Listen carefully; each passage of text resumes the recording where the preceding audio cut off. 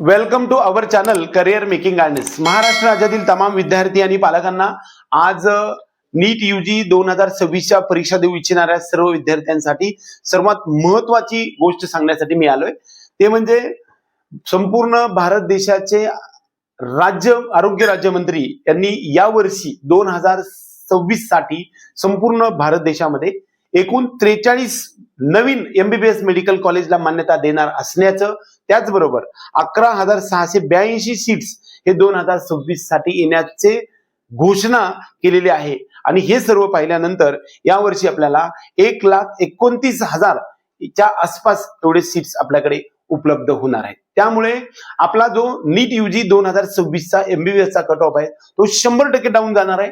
आणि त्याच्यासाठीचं महत्वाची इन्फॉर्मेशन सांगण्यासाठी मी तुमच्या सोबत आलोय। वास्तविक 2014 पासून आज 2026 पर्यंत हा सर्व 12 वर्षांचा इतिहास जर आपण पाहायला गेलो तर संपूर्ण भारत देशामध्ये 387 एवढे कॉलेज, एमबीबीएस चे कॉलेज 2014 मध्ये होते। ते आज 2026 मध्ये एनएमसीच्या वेबसाईट नुसार 818 म्हणजे जवळपास 450 पेक्षा जास्त एमबीबीएस कॉलेजची संख्या गेल्या 12 वर्षामध्ये वाढलेली आहे।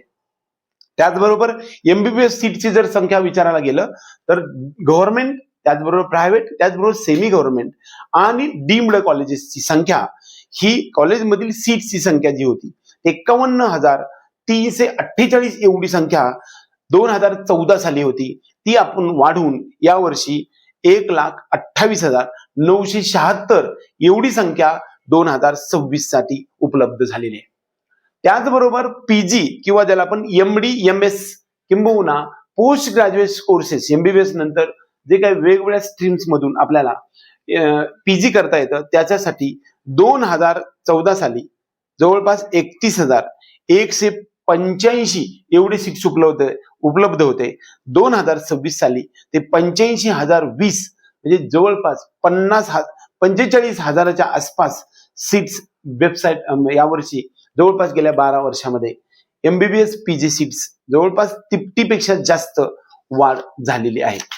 बऱ्याच वेळा 2021च्या तुलनेमध्ये 2026 मध्ये जर पाहायला गेलं तर गेल्या 5 वर्षामध्ये एमबीबीएस ची सीटची संख्या ही जवळपास 82% वाढ झालेली आहे, म्हणजे दुपटीच्या जवळपास झालेली आहे। जी संख्या आज 1,28,000 एवढी होती, 2021 मध्ये तीच संख्या जवळपास गव्हर्नमेंटची 41,000 एवढे सीट्स आणि प्रायव्हेट आणि डीम्स एवढी संख्या जी होती ती जवळपास 70,000च्या आसपास होती। ती गेल्या 5 वर्षात 1,29,000 संपूर्ण भारत देशामध्ये संख्या होत आहे। बजेटमध्ये पाहायला गेलं तर जे काही बजेट यावर्षीचं डिक्लेअर झालेलं आहे ते म्हणजे देश लेवलवरचं मेडिकल सायन्सेस किंवा एज्युकेशन साठीचं बजेट 92,925 कोटी 2025 मध्ये होतं, ते वाढवून यावर्षी म्हणजेच 2026 मध्ये 1,01,709 कोटी एवढं बजेट वाढवलेलं आहे। म्हणजे जवळपास 9 किंवा 10,000 पेक्षा जास्त कोटी बजेट यावर्षीचं वाढवण्यात आलेलं आहे। संपूर्ण भारत देशाचे आरोग्य राज्यमंत्री यांनी राज्यसभेमध्ये जी घोषणा केलेली आहे, त्याचबरोबर एनएमसीच्या वेबसाईटवरती जे काही अपडेट झालेलं आहे, या ऑथेंटिक इन्फॉर्मेशन नुसार आपल्या सोबत जर पाहायला गेलं तर 824 मध्ये जवळपास 1,29,603 एवढे कॉलेजमध्ये एमबीबीएस ची सीट्स संपूर्ण भारत देशामध्ये डीम्ड, प्रायव्हेट आणि गव्हर्नमेंटची संख्या होणार आहे। एकंदरीत जर पाहायला गेलं तर 824च्या मध्ये 6 कॉलेजची कोणत्या तरी एनएमसीच्या वेबसाईटवरती अपडेट झालेलं नाही। त्यामुळं आपल्याला प्रत्यक्षात 818 एवढे कॉलेजची संख्या आपल्या एनएमसी वरती वेबसाईट वरती अपडेट झालेली दिसते आणि 1,28,976 एवढी ओरिजिनल संख्या सीटची एमबीबीएस ची संपूर्ण भारत देशामध्ये होताना दिसती आहे। एकंदरीत महाराष्ट्रात जर विचार करायला गेलं तर जवळपास 80% पेक्षा जास्त, जवळपास दुप्पटीने सीट वाढलेले आहेत। 2021 मध्ये जी संख्या आपली गव्हर्नमेंट मध्ये आणि प्रायव्हेट मध्ये मिळून 5,000 ते 5,500 होती, ती संख्या जवळपास 11,000च्या आसपास यावर्षी गेलेली आहे. एकंदरीत जर समजा आपण नीट UG 2026च्या संदर्भामध्ये जर बघायला गेलं, वास्तविकता जर बघायला गेलं, तर विद्यार्थ्यांची संख्या बसणाऱ्यांची आहे ती सुद्धा दुपटीने वाढ झालेली आहे. 2014च्या तुलनेमध्ये 2026 मध्ये जवळपास 12 वर्षाच्या इतिहासामध्ये दुपटीपेक्षा जास्त विद्यार्थ्यांची संख्या झाली. त्याच तुलनेमध्ये विद्यार्थ्यांमध्ये सुद्धा आणि इनटेक होण्याच्या कॅपॅसिटीमध्ये सुद्धा जवळपास दुप्पट एवढी संख्या झालेली आहे. परंतु पेपरची डिफिकल्टी लेवलमध्ये व्हेरिएशन्स आल्यामुळे काही वर्षामध्ये कट ऑफ हा हायर साईडने गेलाय आणि काही वर्षामध्ये मात्र कट ऑफ जो आहे तो लोअर साईडने गेलाय. पेपरची डिफिकल्टी लेवल त्यावर्षी वाढणाऱ्या विद्यार्थ्यांच्या इनटेक कॅपॅसिटीची संख्या म्हणजे MBBS सीट्स त्यावर्षी किती वाढणार आहे, त्याचबरोबर विद्यार्थ्यांनी बसण्याची संख्या किती आहे, किती विद्यार्थी बसणार आहेत त्यावरती कट ऑफ अवलंबून असतो. हे फॅक्टर्स त्याच्यावरती अफेक्ट करणार असतात. त्यानुसार जर पाहायला गेलं तर पहिला जो फॅक्टर जो आहे तो म्हणजे सीट्स 11,000पेक्षा जास्त यावर्षी भारत देशामध्ये वाढणार आहेत. म्हणजेच महाराष्ट्रामध्ये सुद्धा दरम्यान 700-900 सीट्स वाढू शकतात आणि हे वाढल्यानंतर सुद्धा जवळपास 100 सीटला 1 मार्क तर 10 ते 12 मार्काचा डिफरन्स हा 100% येणार आहे. एकंदरीत मार्क्सचा आपण डिफरन्स समजून घेतला तर आपल्या लक्षात येणार नाही.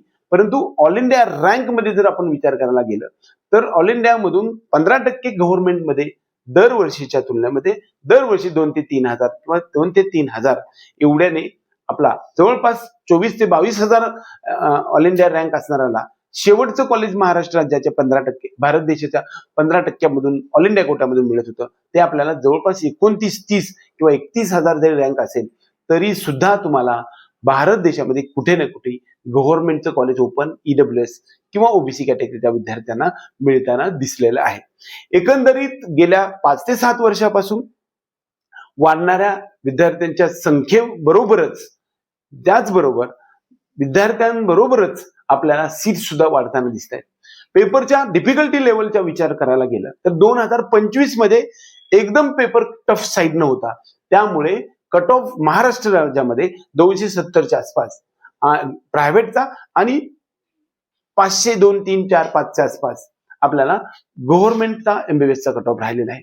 तोच त्याच्या अगोदरच्या वर्षी 2024 मध्ये जवळपास गव्हर्नमेंटचा जो कट ऑफ आहे तो 630च्या आसपास राहिलाय किंवा 629च्या आसपास राहिलाय आणि प्रायव्हेटचा कट ऑफ तोच 596च्या वरती 97च्या वर दरम्यान राहिला. त्यामुळे मार्क्स महत्वाचं नाही तर रँक महत्वाचा आहे आणि रँक किती असला पाहिजे तर ऑल इंडिया रँक 90,000च्या आत ज्यांचा असेल त्या विद्यार्थ्यांना ओपन EWS त्याचबरोबर SCBC आणि OBC NTD NTC या कॅटेगरीच्या विद्यार्थ्यांना लागणार आहे. NTB साठी NTV आणि VJ साठी त्याचबरोबर SC ST साठीचा तो रँक थोडासा डिफर करत असतो.